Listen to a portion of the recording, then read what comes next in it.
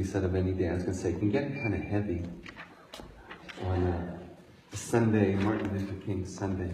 But I guess it can get kind of heavy at Althea any day. So I thought I would just tell a story. And this one takes place long when? Great. And where? Very good. A little weak, but it's okay. Sunday morning, I forgive you. This is actually a story I have not told before. It's a story that comes from Africa. It's a story I was told in East Africa. And it's a story about a village facing a terrible time. A lot of these stories start that way. And there was a great drought. There was a great famine. And the people of this village had gone far past the time of desperation. There had been no food for weeks. They had killed their dogs. They had killed lizards. They were digging anywhere and everywhere, even to find the slightest bits of moisture. And truly, it was a time of deepest despair as people wondered what would come of them. Would they all go like this? And in this village, there was a little girl who shared in the despair and watched, feeling helpless day after day, as everyone worked hard to find solutions. The scouts were out looking for antelope, and the mothers were looking through the dry bushes for even the last remnants of seeds or dried bits of fruit. I mean, everyone had some kind of task or skill to lend, but she felt young enough and perhaps not old enough to do much of anything. But her heart was big for her people, and so she went far to the edge of the village where the shaman lived. And there in the early morning heat, she tapped on her tent or her hut, the fabric door of her hut. And the old woman looked lovingly and invited her in as though she were waiting for her. And the little girl explained her plight. What can I do? What can I do? I feel like I have nothing to give, nothing to offer. And everywhere I see suffering. And the old woman said, as perhaps she might have said back then, this is how it sounds in my head. She said, "Young child, everybody has something to give. Don't feel hopeless. Inside you there is something magical. A bird that sings. And that bird is your heart. And it will always guide you in the right direction."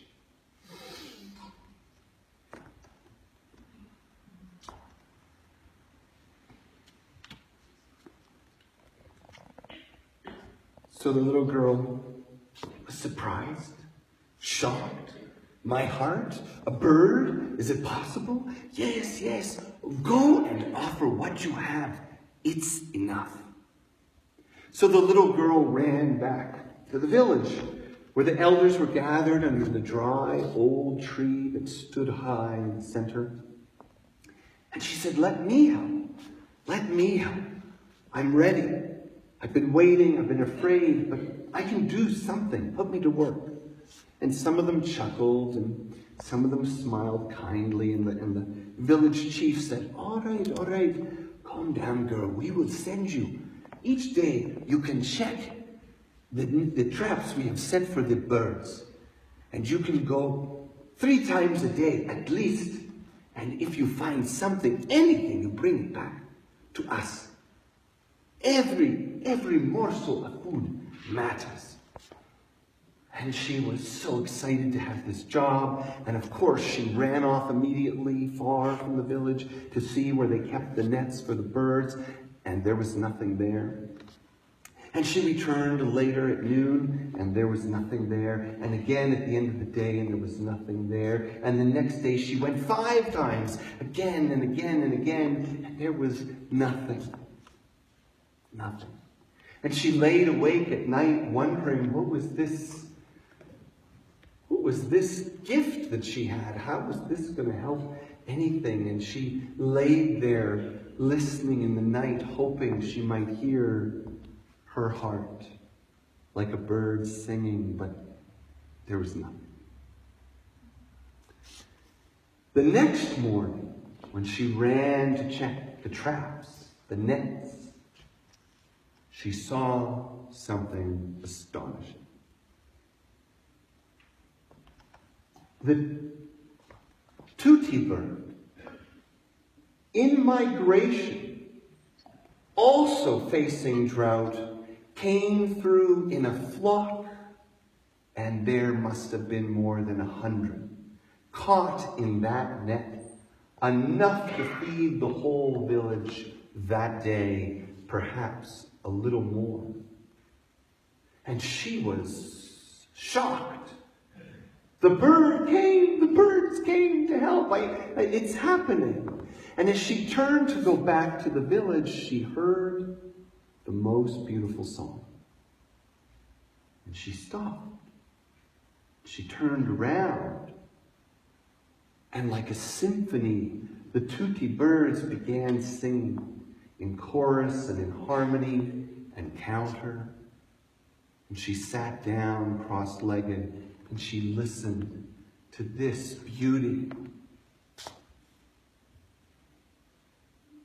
And she went to the net and did the only thing she could do, for she felt that same bird move in her heart, and it said, set them free.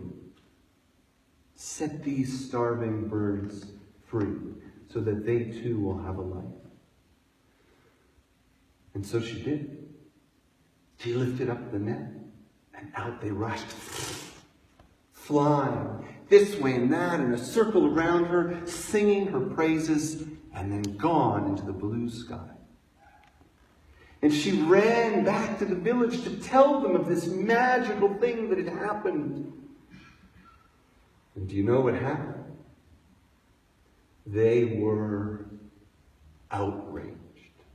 They were furious. Her family was shamed. And they say this happened. They say that they took the girl far from the village to an old abandoned mud hut where they put her in and sealed up the windows and the door and left her there to suffer and maybe even die for putting her family and her village at risk. And that's how they left her. You didn't see that coming. And she wept. How could it have gone like this? How could it have gone so horribly wrong? She listened to the bird. She heard the birds. Her heart was so clear. This was the right thing to do. And now she wept for the loss of love in her family. And she was filled with the fear of her own death. Until the next morning came, and she opened her eyes swollen from such sorrow, such crying, because a little shaft of light was coming in from the roof. Light and then dark, and then light and then dark, and she noticed the beak of a bird pecking its way in. And then the hole got a little larger, and a clear stream of light came in, and all of a sudden something hit her in the face, and then something else. And they were seeds, tasty seeds that she could eat. And there she could just see through the hole the tutti bird dropping seeds for her to eat. And she gave thanks, and she ate, and she sang her song to the tutti birds to say thank you. And the tutti birds sang back. But not just one, then another and another, until soon she could hear the fluttering of wings as the roof was slowly picked apart and crumbled, and light poured in. And soon the wall came down, and she was free. And the birds began to circle around her, not only a flock of tutti birds, but other birds. Lilac-breasted rollers and marabou storks and hornbills and bee-eaters, and they all flew around her and round her, and they were so rejoicing for the freedom of this little girl who listened deeply enough to save their kind.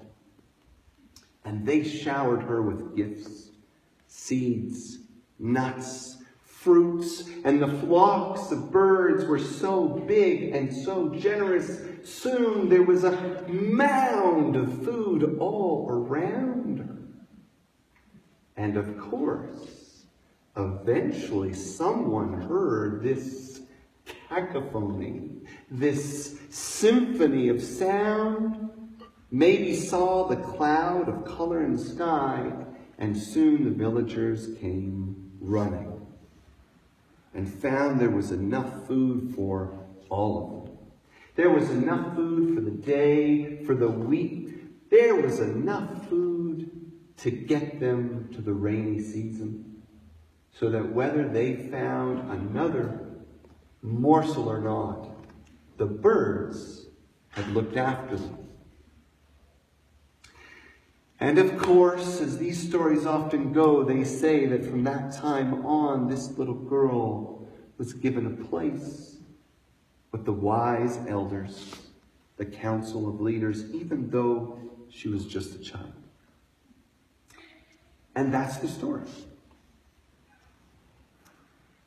And the reason why I thought this would be such an interesting story to share today actually begins not with the importance of trusting your heart, although that's where we're going to end.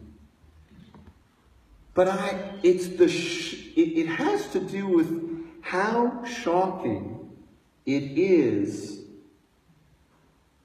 to hear that her family is so angered that not only would they be satisfied with her torture, but possibly her death. This truly is the story. I'm not making that part up. That's an old folktale, and that's how it goes. And the truth is, in the old days, sometimes that's how it went.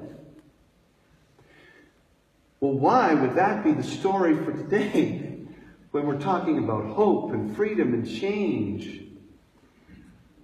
Well, it's because I don't know that our so-called enemies are the ones that we must be cautious among, or that we must be courageous with. I think that as we look to a new future for ourselves, for our community, and for our world, our greatest obstacles will be those we love. I believe that. Because they, perhaps because they love you, will want you to stay the way you are. Or they will want you to stay in a way that will make them comfortable. Or they will want you to stay in a way that they can understand or is manageable. What do you mean you don't drive a car anymore? You're going to ask us for rides now? What do you mean you don't eat meat anymore? How are we supposed to have Thanksgiving? Your mother's crying. How could you do this to us? Right? What do you mean you're going to spend more on clothing that's produced ethically? A t-shirt's a t-shirt. Come on, where does it come from? Who cares? Change is difficult because we are held in place by what we know, and too often by who we love.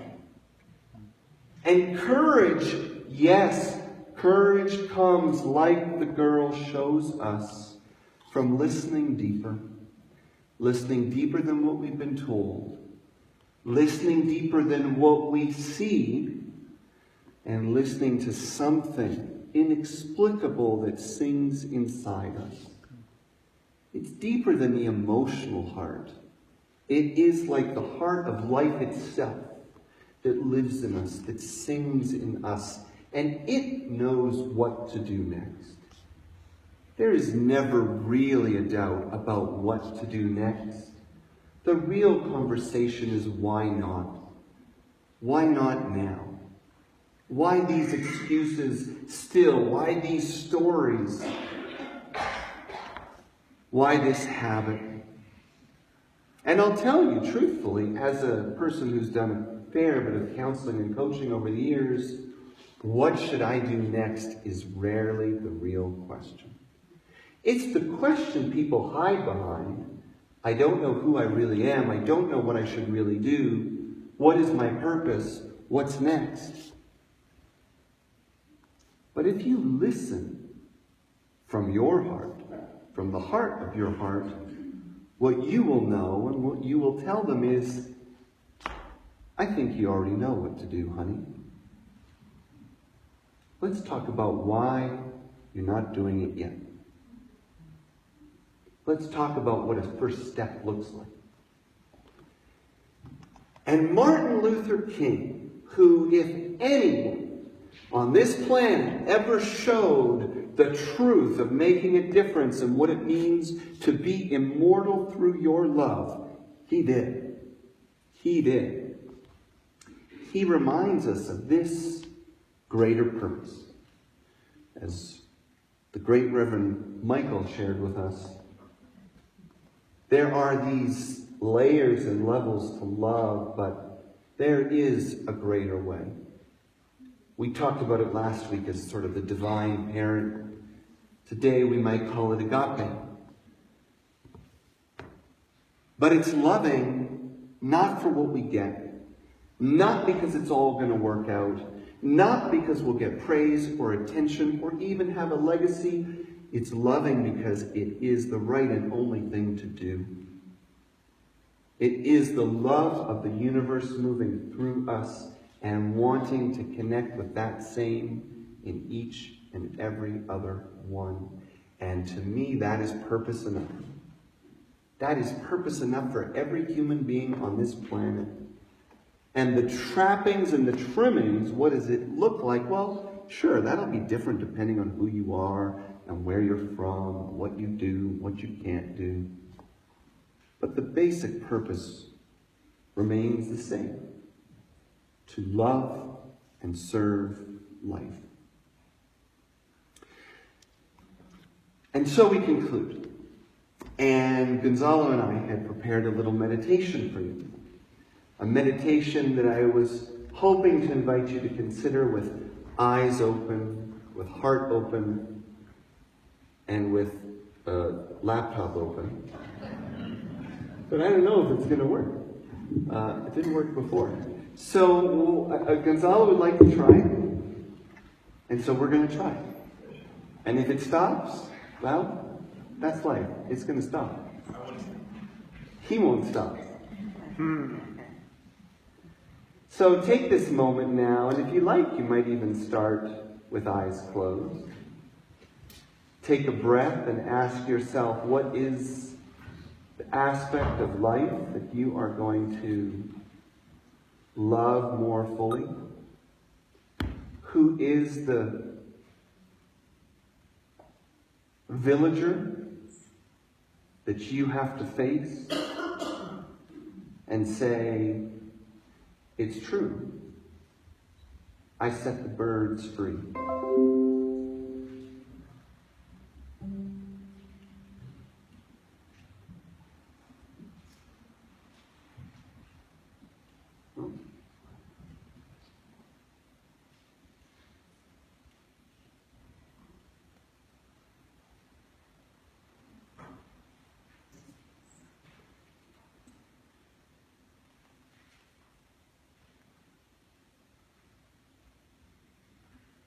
deeply in through the nose, down into the belly. I think we've lost this completely. Yeah. So with that, I'm going to invite you to envision the world that you long for, whether it's a change in community or family or home.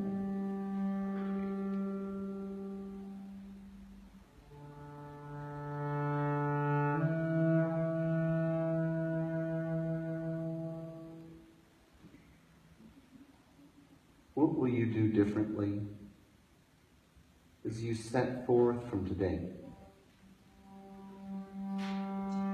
What is the bridge you're waiting to cross? What is the opportunity you have missed again and again?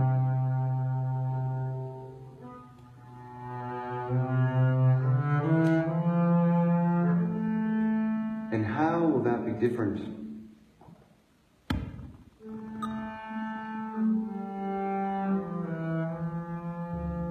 If you learn to live fully from your heart.